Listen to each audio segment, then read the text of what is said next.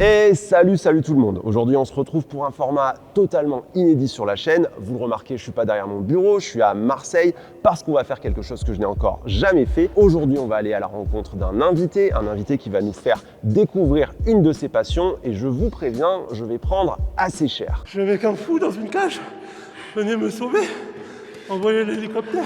Parce que oui, mon invité du jour, c'est Mao Bavilmagne, ancien champion de France militaire, vice-champion de France élite en boxe anglaise, et il a décidé de me faire découvrir sa passion. Mais attention, le programme, il a l'air assez salé. Apparemment, on va partir sur un entraînement bien difficile, et à la fin, il y aura même un sacré combat. Donc, s'il vous plaît, pour mon effort, n'hésitez pas à vous abonner, à lâcher un petit like, un petit commentaire, ça fait toujours plaisir.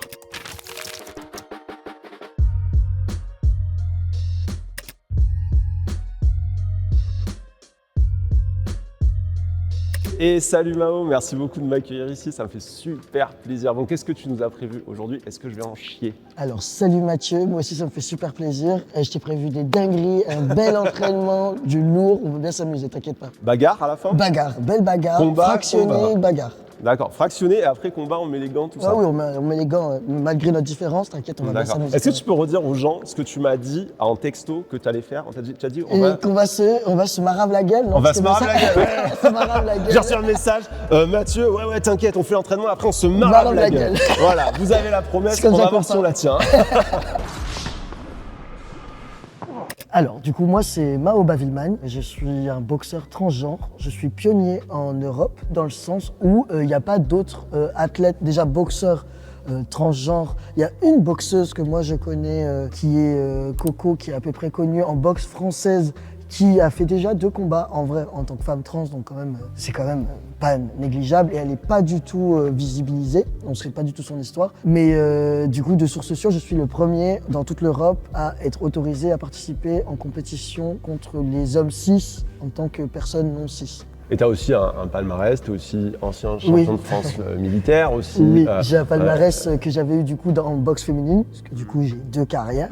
Et donc en boxe féminine, j'ai fait championnat de France militaire que j'ai gagné en moins 52 en 2022 et les championnats de France amateurs qui sont les championnats de France les plus, la compétition la plus importante en tant que boxeur amateur élite avant les Europes et les mondes, c'est la compétition. Et du coup, j'ai été vice-champion, mais j'en suis très très fier parce que j'ai affronté une championne hyper connue, Wassila El-Kadiri, qui a fait les JO l'année d'après, et j'ai pas du tout tremblé comme d'hab. J'ai fait mon combat, j'ai tout donné, donc je suis très très fier de ces performances. Et c'est grâce à ça que d'ailleurs la fédération a autorisé, grâce à ça, ça devrait pas, en vrai pour moi, être un curseur, mais ça l'a été dans le sens où les gens qui m'ont accompagné pour avoir la licence, ils ont dit oui, mais vous avez vu, il a eu ce titre, il s'est battu contre cette personne qui est une championne, donc on pense qu'il serait légitime d'un point de vue niveau contre les hommes cis. Et c'est comme ça qu'on a réussi à avoir la licence.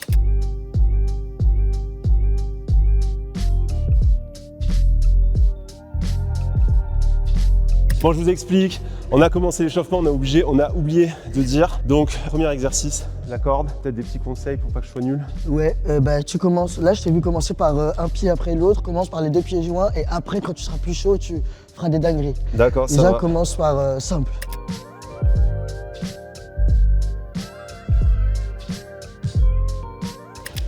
En fait, je suis presque mieux sur un pied. Ah ouais? Ah, mais tout le temps ouais, sur le même pied. En fait. C'est un peu plus naturel de se changer d'un pied sur l'autre. Eh ouais. 1 minute later. Bon, fin de l'entraînement. Okay, c'est super. Merci Mao. C'est vraiment bien. Là, on voit la différence de cardio. Moi, j'ai fait 2 minutes, je suis mort. Mao, tu t'en bats les couilles. Et moi, ça va. Voilà, alors qu'en plus, je suis pas entraîné en ce moment, donc je suis content. Ah, je suis mal. Ah ouais, ça promet pour le fractionner. Hein. Ça va être une catastrophe. Du coup, est-ce que tu peux nous raconter comment t'es venu à la boxe, comment ça t'est venu cette passion? Est-ce que tout de suite t'as senti que tu voulais faire de la compétition? Ça a été quoi déjà le déclic pour aller vers la boxe anglaise? Une agression. Ah ok. Une agression. Je me suis fait agresser à Nice. Donc avant ma transition en tant qu'homme médical, tu sais, la transition, c'est un terme hyper large, il y a plein de transitions. Alors j'avais changé mon prénom avant même de changer tout mon corps. Et du coup, j'avais déjà commencé ma transition, même si j'avais pas du tout fait le médical. Mais bref, à ce moment-là, j'ai fait 0 transition. À ce moment-là, je suis une lesbienne masculine. avec ma copine. On se balade sur la promenade des Anglais en revenant de boîte et il y a un mec qui commence à venir nous saouler, nous tchatcher. Il commence à attraper mon ex-copine à l'époque, donc par l'épaule. On sent qu'elle est un peu en mode je vois qu'elle essaye de le pousser et tout, qu'elle n'y arrive pas. Donc là, j'interviens et je lui dis non, laisse-la tranquille, c'est ma copine, lâche-la. Et là, il descend à mon niveau, enfin il recule à mon niveau. Il me prend par le col, par l'épaule, comme ça, et il me dit « Mais t'inquiète pas, je vous baise toutes les deux. » Il me dit pas quoi. Donc là, moi, genre en plus, c'est la première fois que je me prends autant. Bon, tout le temps, j'avais tout le temps la lesbophobie, des trucs qui vous manquent pas quelque chose, tu veux pas coucher avec moi, plan à 3, nanana. Ok, mais comme ça, et du coup, j'ai pété un câble et je le pousse hyper violemment et il me repousse. Et du coup, j'étais hyper vénère, donc je lui ai sauté dessus et on s'est battu. Et en fait, c'est en me battant contre ce mec-là que je me rends compte que je fais des trucs comme ça, que je sais rien faire en fait. Du coup, à partir de là, vraiment, obsession, il faut que je fasse un sport de combat. Vraiment, pour moi, il faut que j'apprenne à me défendre en tant que femme. Vraiment, visible, enfin voilà. Malgré mes problèmes, j'avais mes soucis de genre, mais je savais pas ce que c'était exactement. Peu importe comment je me sens, dans l'intimité, etc. Là, c'était vraiment, moi, dans la vie, je suis visible en tant que femme, il faut que je puisse me défendre. C'est pas possible, plus jamais ça peut nous arriver. On va faire un shadow libre où je fais un peu ce que je veux et Mao, tu vas me corriger, c'est ça? Ouais, on commence libre et on va voir si tu peux faire libre.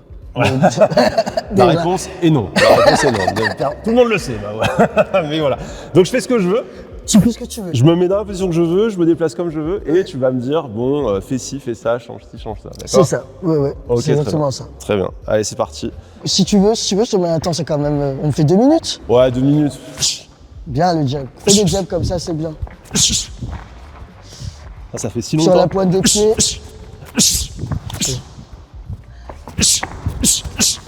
Ok. Attends quand tu fais tes coups, place-les et pars après. Ouais, t'as raison. Pars pas en même temps. Tu vois, tu mets ta droite en même temps que tu te déplaces. Voilà. Ouais. Ah, et après tu pars. Ok. C'est pas si mal, hein. Bien sur la pointe des pieds. Voilà, sur les genoux. On se déplace, tu bouges la tête, les épaules. Toujours en souplesse le shadow. Hein. C'est le moment où tu te laisses aller de tes sensations. Ouais, c'est vrai.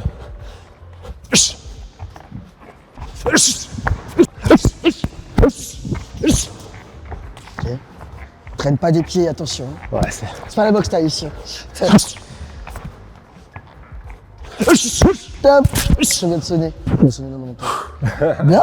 Franchement, pas mal du tout, moi je trouve. Non, après, t'es raide. un petit débrief, ouais. T'es quand même très raide, mais tu t'es mis naturellement sur la pointe des pieds. J'ai beaucoup apprécié. En fait, c'est bizarre parce que tu mets sur la pointe des pieds, mais tu traînes en même temps. Je sais pas comment tu te débrouilles. Ça a l'air bien, mais c'est nul en fait.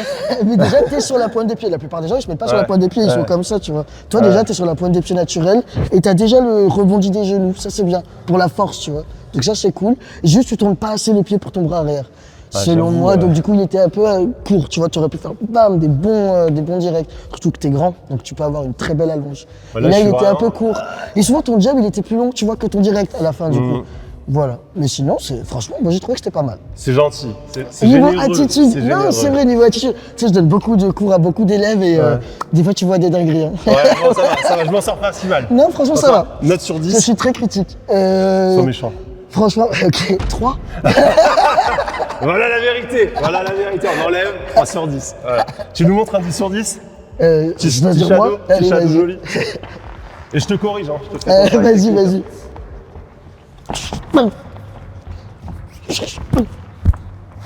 C'est incroyable.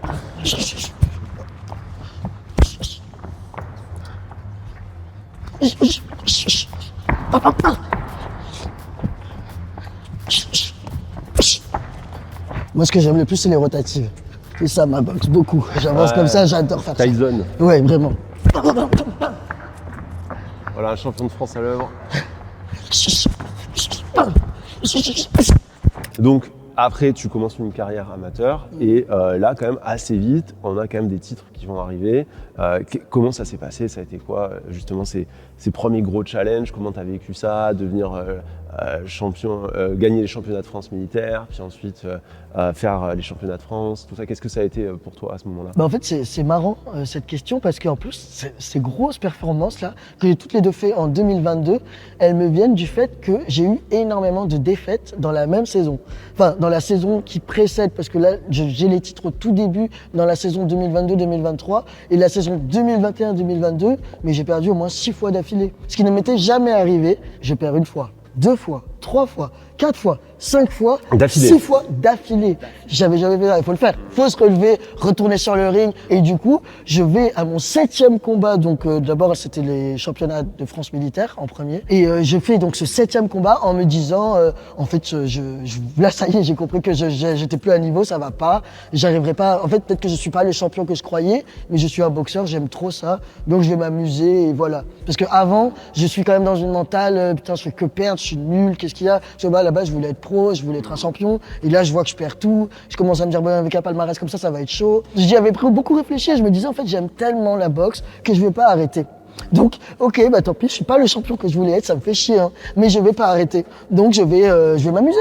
Du coup, je me suis dit, bah amuse-toi. De toute façon, t'as tout perdu, donc amuse-toi. Et je l'ai déglingué. J'ai fait un super beau combat. Bam, j'enchaîne avec la finale. Je gagne haut la main, vraiment. J'ai gagné trop bien.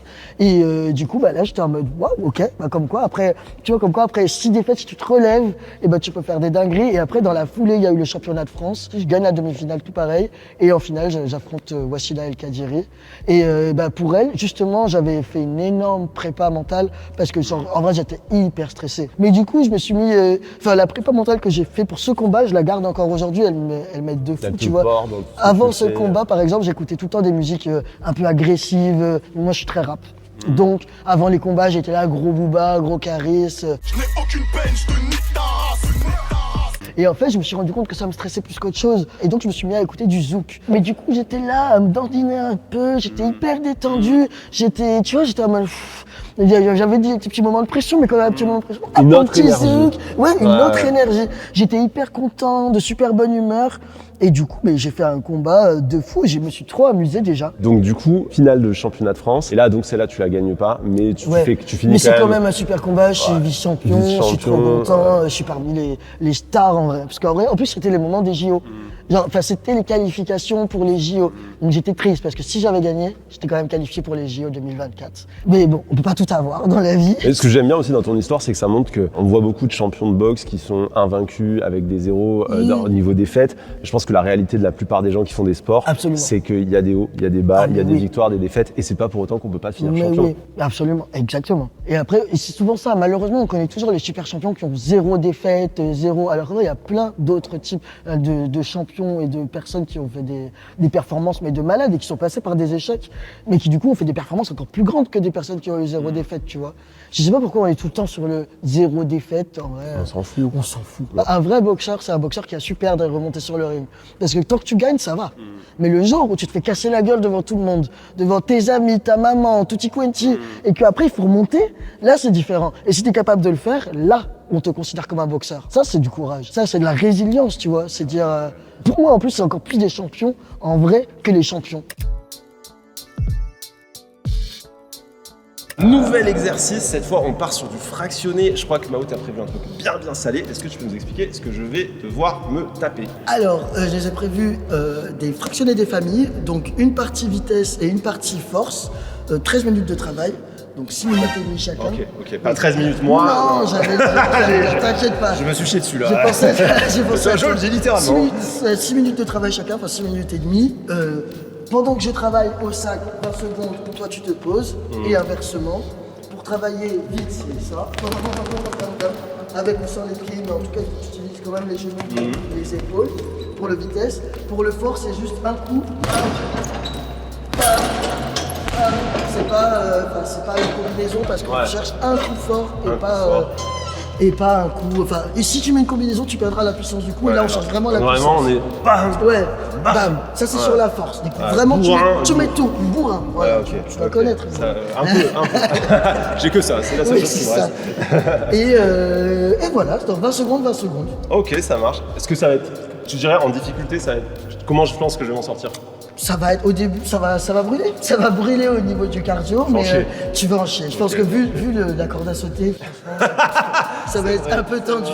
On commence par vite. Ça et marche. tu commences toi, puisque t'es l'invité. Allez, C'est bon super. Allez, ça Ça marche. C'est parti. J'ai oublié ce qu'on faisait. Allez, plus vite. Ça fait déjà la moitié.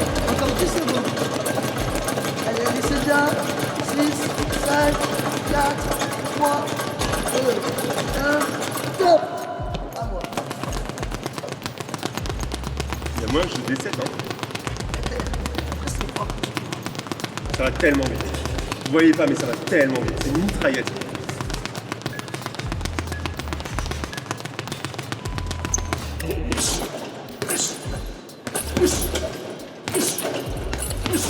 Bien.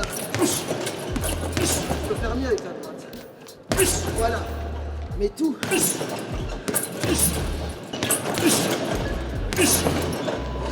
Top.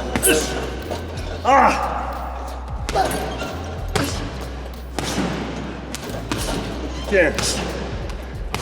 Oh là là. Ça tape, hein. Je fais pas le sparring. Oh putain. Je vais mourir. Bon, les gens, je pense que ça se voit pas parce que je le cache bien. Non, je déconne. Je suis au bout de ma vie. Je suis au bout de ma vie. Un peu plus, je suis cramé. Mao, qu'est-ce que t'en as pensé? Écoute, non, ça va, tu dois travailler un peu d'impact. Hein.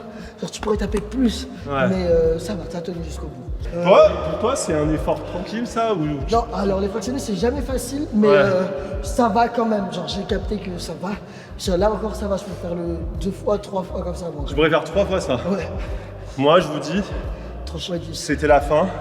Si on refaisait 1 minute, il fallait amener un petit sac plastique, me mettre dedans et aller m'enterrer dehors. Hein. Alors Mao, donc après tous ces titres, tout ça, tu as aussi été au centre d'un moment tout simplement historique pour la boxe, puisque en novembre 2024, tu as été le premier boxeur trans, et le premier athlète trans, je crois, à combattre, à monter sur un ring en France. Est-ce que tu peux un peu nous parler de ce combat, de comment ça s'est passé avant, de comment tu as vécu cette période qui a dû être quand même assez particulière? En fait, cette période, elle était vraiment ouf, vraiment. Et cette période, vraiment, pour moi, j'avais l'impression de faire une Mohamed Ali quand il est parti au Congo faire son combat, là, The Rumble in the Jungle. Ouais, Mohamed Ali qui avait du coup refusé de faire la guerre du Vietnam, Et qui avait perdu son titre, qui était Exactement. dans un truc de Et là, fou. il revenait, il le faisait au Congo. C'est le The Rumble in the Jungle, le combat.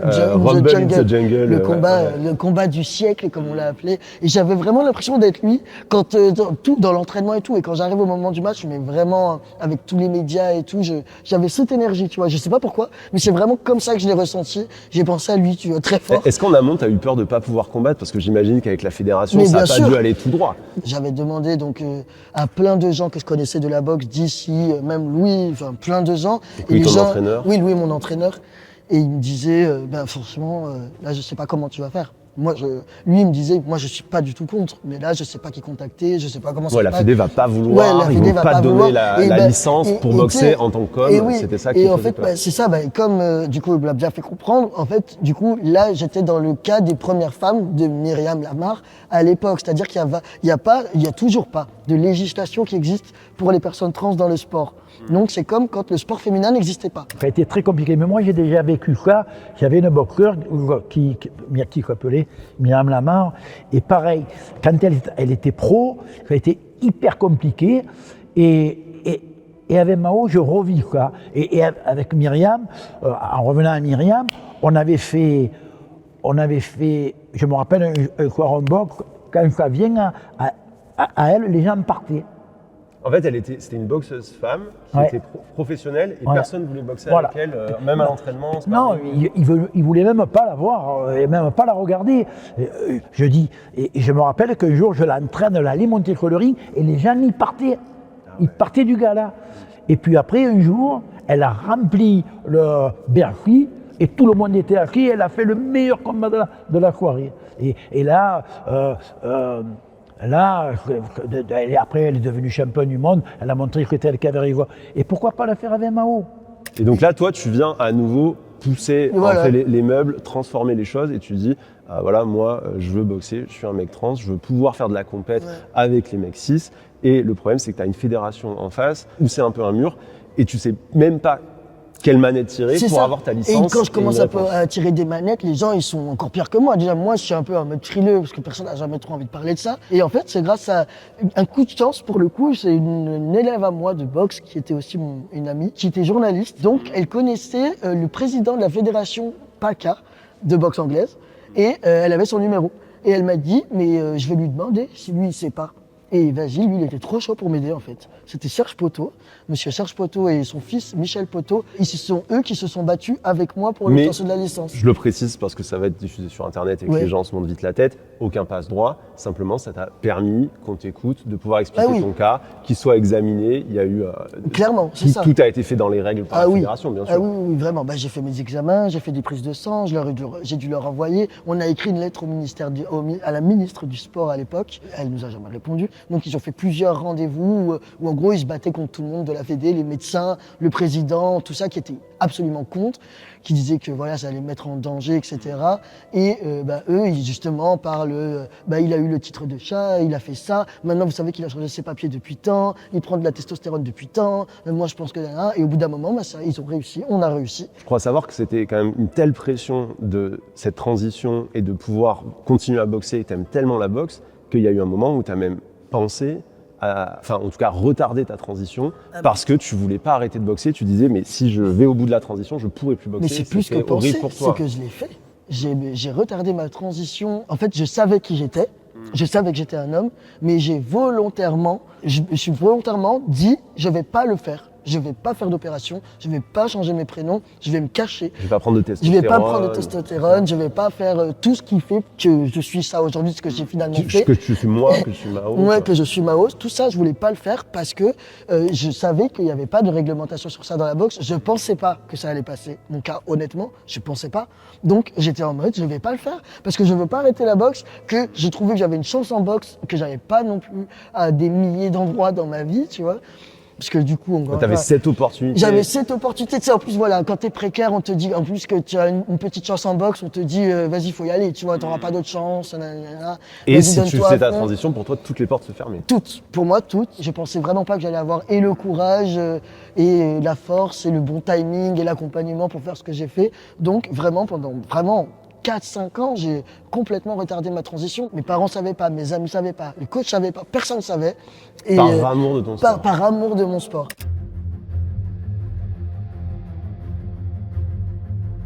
Bon, on arrive à la dernière séquence de cette vidéo, celle que vous attendez toutes et tous, celle où je me fais péter la gueule par Mao la bagarre. Mao, qu'est-ce qui va se passer? Vas-y, dis-nous. Eh ben, on va faire un sparring, 3 fois 2 minutes, voilà. C'est quoi un sparring pour les gens qui savent pas? Un sparring, c'est la bagarre d'entraînement. Avant de se battre, il faut qu'on s'entraîne à se battre. Et vu qu'il faut bien qu'on s'entraîne en condition, parce que les sacs c'est bien sympa, mais c'est pas un humain ou quelqu'un qui va bouger et nous rendre les coups, on appelle ça un sparring. C'est quand on s'entraîne à faire un match pour de faux. Donc on tient quand même un peu les mains, on reste partenaire, mais on va quand même se mettre des pêches dans la tronche. En fait, la différence avec le combat, c'est qu'on travaille pour l'autre en tant que partenaire et pas on veut se tuer. Alors qu'en combat, on veut se tuer, il n'y a pas de cadeau. Tu veux pas me tuer? Non, pas du tout. Elle, envoyez de l'aide.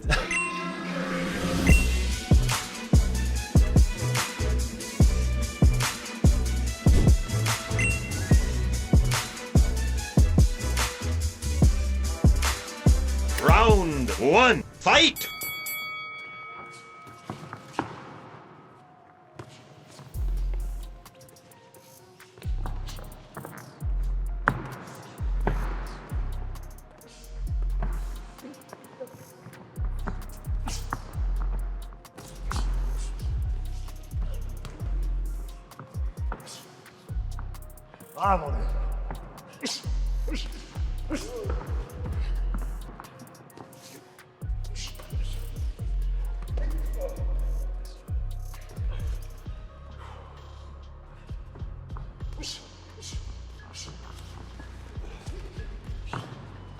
Stop. Round 2, fight!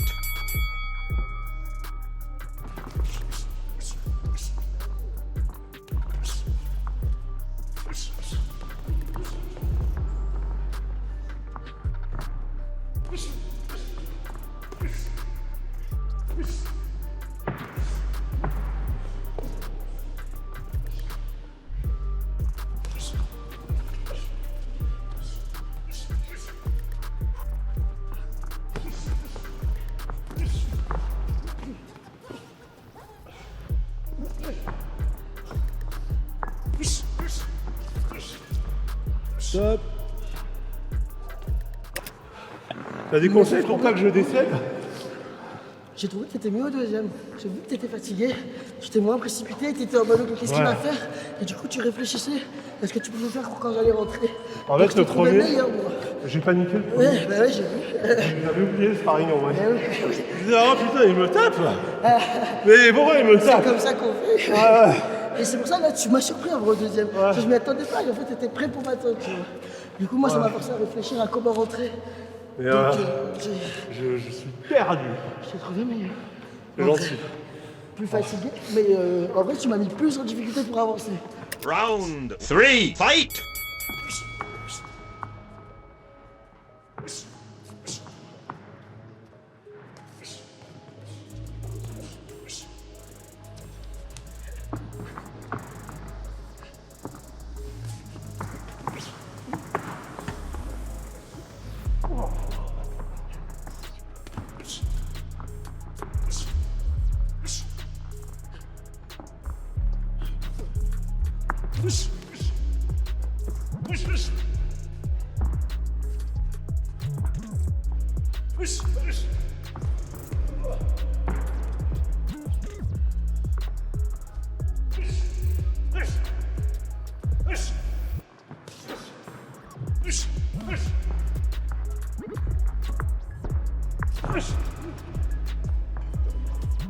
Stop. Mon Dieu qu'il va vite. Mon Dieu qu'il est rapide. Les sorties, je vois rien. Mao, merci beaucoup. Franchement, entraînement très difficile. Est-ce que tu peux nous faire un petit bilan de ce sparring où franchement, tu m'as mis en difficulté. J'étais en galère du début à la fin. Alors moi en plus, tu vois, je t'ai trouvé de moins en moins en difficulté. Même au troisième round, t'étais rincé niveau cardio, mais t'étais encore meilleur niveau défense. Genre au premier round, tu prends tout. Au deuxième round, tu prends, mais tu commences à contrer, à mettre un coup ou deux, même si je le prends quand même. Et là, tu mets un coup et tu bouges. Ouais. J'étais en mode... Ok, donc là, t'étais passé à contre et déplacement après. Donc tu me laissais vraiment pas le temps de travailler. Donc non, je trouvais que t'avais bien progressé. Quel conseil tu donnerais justement à des personnes trans, non-binaires, qui voudraient commencer un sport de combat, la boxe ou autre chose? C'est une très très bonne question. Franchement, je leur dirais de oser, de s'entourer. Alors déjà de bien se renseigner, de s'entourer des bonnes personnes et après de oser le faire parce que en vrai, on n'a pas la place. On ne dira jamais, mais vas-y, viens, il n'y a pas de souci. On nous fera toujours comprendre que c'est pas pour nous, qu'on n'a rien à faire là, dans un sens ou dans l'autre. Et du coup, prendre la place et faire comme tous les gens qui ont pris la place, c'est oser et le faire. En vrai, j'ai pas d'autres conseils parce que j'ai l'impression que c'est toujours comme ça. Hein. Autant en tant que personne trans, noire, femme, enfin tout ce que tu veux, j'ai l'impression qu'il n'y a personne qui le fait pour toi, alors il faut le faire. Tu vois. Ouais, vous avez compris les gens, osez, vous êtes légitime, Vous êtes avez légitime. le droit, venez. On mérite, on a le droit. Carrément, Exactement, carrément. c'est ça. C'est ça, faut oser, faut oser. Et voilà, c'est la fin de cette journée incroyable avec Mao. Mao, mais merci, c'était vraiment trop cool. Alors j'en ai un peu pris plein la tronche, mais j'ai aussi appris plein de trucs et j'ai passé un super moment. Juste pour terminer, est-ce que tu peux nous dire où est-ce qu'on peut te retrouver? C'est quoi ton actu? Qu'est-ce que tu vas faire bientôt? Du coup, j'arrête ma carrière amateur. Là, c'est la fin de ma carrière amateur, Inch'Allah. Donc, je rentre pro. L'année prochaine, vous me verrez en tant que pro sur les réseaux à Marseille. Ok. Normalement, j'ai 2 combats pro prévus. D'accord, il y a déjà au des printemps. dates, Il y c'est a des fixé. dates que je vous dis pas pour l'instant pour que vous restiez connectés sur la bagarre. Ok, allez sur Sur sa Insta. page Instagram. Allez, c'est La affiché bagarre ici. Voilà, avec un là. H. Voilà, c'est écrit là. Et voilà, en gros, la mission, c'est d'être pro. Ok, Surtout. d'accord. Le Surtout. gros Et objectif. aussi un petit pan militantisme. Je crée un syndicat, un front d'action pour la lutte des athlètes trans. C'est avec l'association Transpire. On l'appelle le FAT, le Front d'action Transpire. Et le but est de créer une structure entre athlètes trans, non-binaires, intersexes pour pouvoir avoir un vrai levier Pour avoir auprès des des vrais leviers institutions, d'action. auprès des institutions, des structures sportives. Je parle du CIO, du ministère des Sports, des vraies structures sportives, tu vois. N'hésitez pas à nous contacter sur Insta aussi pour cette question-là. Si vous avez n'importe quelle question sur le sport et que vous êtes un athlète concerné en tant que trans, non-binaire ou intersexe, n'hésitez pas, contactez-moi, contactez-nous et on va faire ça ensemble. Et voilà, c'était le premier format reportage de la chaîne. J'espère qu'il vous a plu. Surtout, si vous avez d'autres idées d'invités, d'autres activités que vous voudriez me voir faire, écrivez-le moi en commentaire. Moi, j'ai évidemment plein d'idées, mais il y a sûrement des trucs auxquels j'ai pas pensé. Et puis, en attendant, prenez soin de vous. Ciao!